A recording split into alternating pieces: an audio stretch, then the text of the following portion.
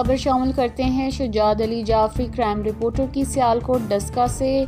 सियालकोट के मुमताज़ घरानों में से ताल्लुक़ रखने वाली समाजी शख्सियत चौधरी फैसल लियाकत वाहला एडवोकेट के कज़न नासिर अब्बास वाहला रिश्ते अज़वाज में मुंसलिक शादी की तकरीब सियालकोट राजौकी में मुनक़िद की गई। देखते हैं हमारे नुमाइंदे की इस रिपोर्ट में। डस्का के खूबसूरत गांव राजौकी में वाक़या ये तकरीब मुनक़िद की गई, जिसमें इंटरनेशनल मशहूर गुलकार नदीम अब्बास ने परफॉर्मेंस की और दुल्हे के दोस्तों की जानिब से मुल्की और गैर मुल्की करेंसी नोटों की बौछार की गई, जिसमें डॉलर, सऊदी रियाल, कुवैती रियाल और दीगर करेंसी की बारिश की गई।